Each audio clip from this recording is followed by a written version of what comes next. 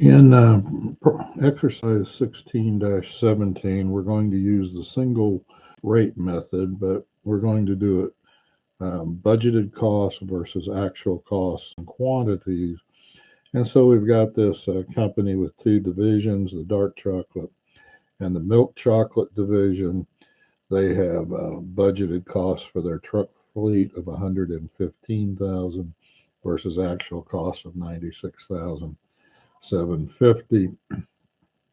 Budgeted number of trips is 30 for the dark chocolate and 20 for the milk chocolate. The actual came out to 30 for the dark chocolate and 15 for the milk chocolate. And so they ask us to use um, to calculate this based on the budgeted number of round trips and budgeted number of of the budget cost. And then they ask us to do the budgeted cost and the actual round trips. And then finally, they ask us to do the actual. Um, okay, um, so let's take a look at this. We've got our budget is 115,000,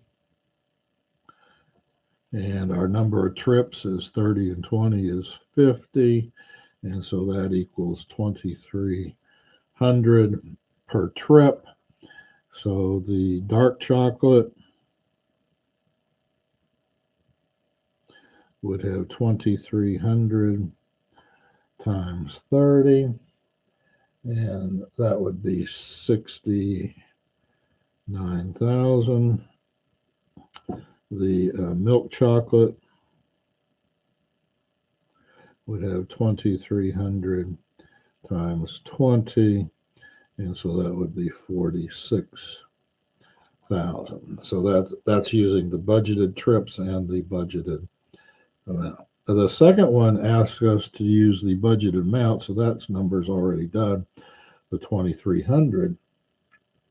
But um, to do the actual number of trips, so the dark chocolates are going to be the same because it's same number of trips as the budget. But the milk chocolate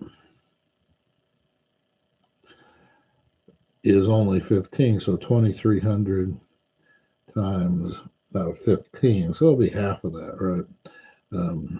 34,500 for that. And then C, it asks us to do the budgeted, or I'm sorry, the actual cost and the actual trips. So now we have 96,750 divided by the actual trips was 45. And when we do that, that's 2150 per trip. So the dark chocolate is going to be 2150 times the 30. And when we multiply that out, that comes to 64,500. And the milk chocolate is going to be 2150 times 15. And when we multiply that all out, it's 32,250.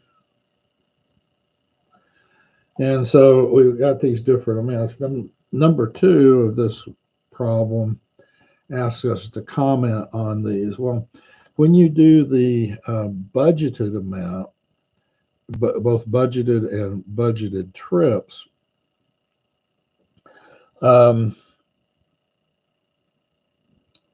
essentially that becomes a fixed cost for each division. And so there becomes an incentive for them to use it more if it's a fixed cost, because if it's a fixed cost within the one division, but this is when we're allocating costs, it becomes a little bit of a game to get more than my share, right? And so the you can abuse this can be abused. Now, doing the budgeted versus the actual trips, that encourages them to control the cost, knowing how much the cost is going to be allocated to them. The problem with using the actual, I mean, at the end of the day, the actual makes a lot of sense. But the problem is, you're not going to know what the actual is until the end of the period, whether it's a quarter or a year. You're not going to know what the actual number is to allocate. And so, and you get back to that. Um, you actually end up with the same situation here where it's in, since the costs are going to be shared, it's in my interest to use it more and push those costs onto the other division. So when you're allocating costs, basically you're sharing cost. Um, the problem you have is people acting in good faith and not using things more than is required or more than is efficient. And there's always a trade-off between efficiency and effectiveness. Um, I might be able to serve my customers better with more trips, but is it enough better that it warrants the extra cost? And is it enough better that the customers even notice? And who am I in competition with outside the company?